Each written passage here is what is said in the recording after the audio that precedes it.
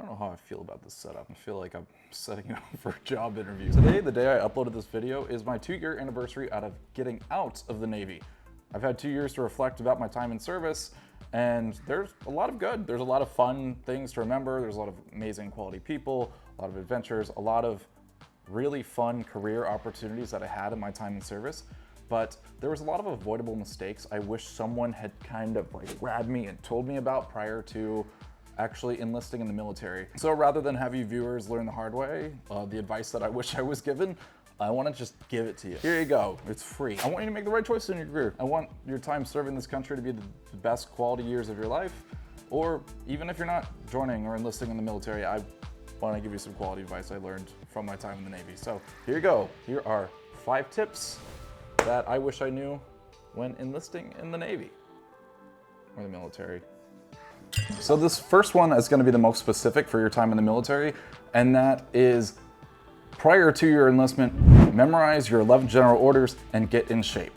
I cannot stress the importance of momentum and first impressions strongly enough when it comes to going to boot camp and making sure that you look prepared and squared away and all that fun stuff. A lot of people will not be researching what they need to do or what they need to accomplish prior to their time enlisting in the military. And it's for that reason that you can make a better impression simply by memorizing the 11 general orders of the century and the chain of command. The chain of command goes from the presidency down to the RDCs, the recruit. RDC, Navy stands for Recruit Division Commander. Woo! 2 years and I forgot everything. Anyway, and get in shape. Just generally get in shape. That's cool and cute, and me telling you about first impressions is not new advice. Well, hopefully it's not new advice, but what might actually be new to you is the fact that you can actually get early promoted during your time in boot camp. Having a strong knowledge base, having strong attention to detail, like how well you fold clothes, no, I'm actually not getting here, and being physically fit are the metrics by which you'll get judged in your ability to be a good quality sailor. Obviously be a good person and don't throw other people under the bus. Duh. Kicking ass in these 3 metrics actually pays you to be good. It pays you to be good.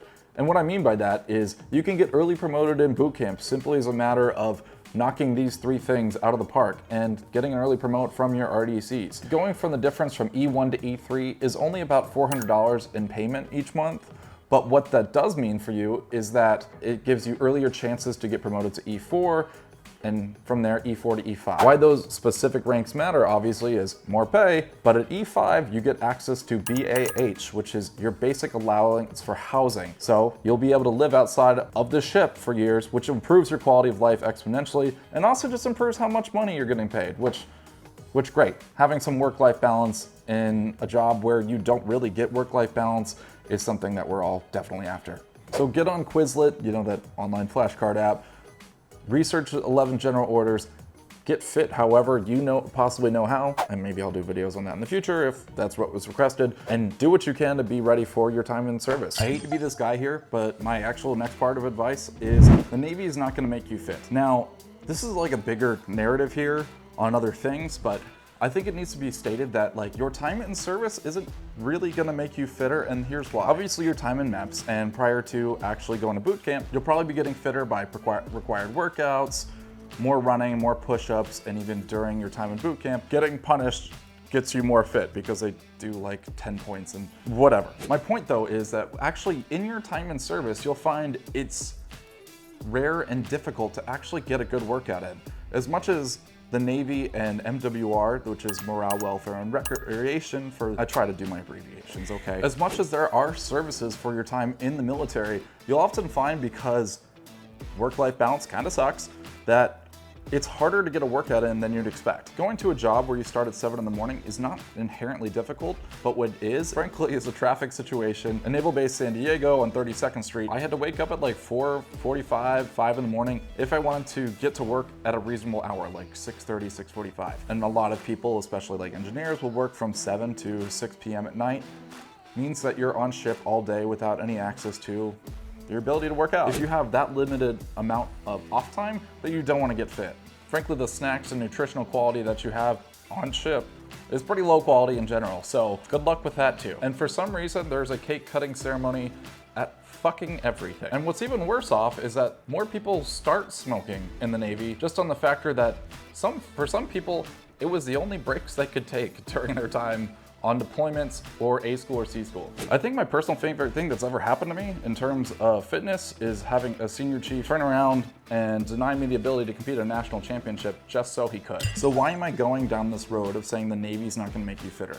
Well, frankly, because the third thing is that self-care is actually your unspoken duty as a sailor. Listen, the Navy is not gonna make you fitter, you do. You're not gonna get better leadership skills from your time in the Navy, you will have to build them. You getting to the gym, eating the right things, and gaining quality knowledge is not something that's ever gonna affect your ability to get promoted within the Navy. What is so mind-numbingly important though is being able to take care of your mental health during your time in service. Listen, you're signing up for the long haul here, whether it's 4, 6 years, or 20, or wherever you want your time in service to end. This isn't just a drive-by job that you can quit at any time. It's important that you're mentally prepared for what's coming and what's expected of you. On a lot of things that feel outside of your control in the Navy, how you feel in your time in the Navy is actually more under your control than you probably expect. Being able to take a break doesn't mean just shoving your face into some McDonald's, a gaming console, or Netflix show. Sometimes it's about taking quality breaks and things that will actively better your life, or at least your mentality in it. Go to the gym, meditate, eat right, stretch, angry dance in a warehouse, I don't give a fuck. Because as much as people like to say that these other things don't really matter much and the quality of your work does, what does matter is that your mentality on a day-to-day basis affects the lives of everyone around you, especially those if you're in a higher up position. Your dissatisfaction with your job and how you feel in it does not give you the right to take it out on others. A lot of times in your career, you want to let off some steam, and frankly, you deserve to. You work hard. Let it off in the squat rack or whatever. So yes, for the love of God, do something that helps you in some way on a daily, weekly basis. Doing something like this will give you some ownership in a career where sometimes that feels impossible. So that's actually the next thing.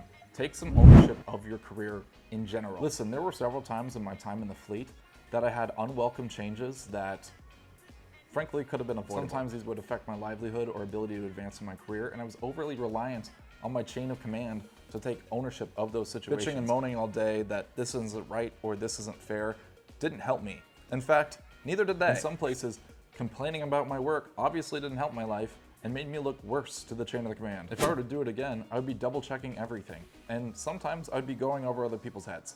In one case, when my tour got split and I'd been telling my senior chief about the situation, and he was saying that he could do everything within his power to make it change, this man hadn't even asked. And as much as I want to say it's a knock on his leadership ability and the accountability to his sailors, that's not his job ultimately. It is mine. I would say in talking to your chain of command or talking about grievances that you should have an answer prepared, or at least a really well-researched guess if you want to get anything done in a proper way. Unfortunately, Navy sailors are busy with a lot of stuff that you wouldn't expect to be busy with, but that's unfortunately the giant circus balancing act that can sometimes happen when you're in your time in the military. With all that balancing act, senior enlisted leaders can't balance the accountability of your job with all these other tasks. That's your responsibility. So the question is, how do you do that? How do you take accountability? And the answer is actually a weird one, and that's number 5, talk is cheap. The unfortunate thing that you're gonna find out is that everyone talks. It's gossip about everything and everyone and the chain of command. And I wish I could say that it ended with useless stuff like gossip, but it ends up becoming part of your educational process within the Navy. You're gonna find a lot of people that profess to be subject matter experts in fields, and they have not even read or touched the manual for which they are experts in. Listen, the instruction manuals on a lot of material within your time in service are long and extended and ridiculous. But instruction governs everything within the military. And you can have a step up in your situations by simply taking the initiative to read the materials for which govern your life. Regulations are there and unchangeable. But a lot of people's perceptions of those regulations change on a daily or hourly basis. It's for you to be able to have the instructions set aside so that way when you're talking to your chain of command, it's already written out for them, written like law, like the 10 Commandments. Do not let tribal knowledge and the negativity therein affect your life and the destiny of your career. The amount of times that I've had morning meetings with my chain of command, or quarters in your case, where a group of chiefs and overzealous E6s would just be giving generalized, do-nothing advice just to feel good. I don't remember any, but what I do remember is having a family emergency within my command and needing to go on emergency leave, and my senior chief screaming at me because I went to go pick up my dress blues for the funeral I was about to have.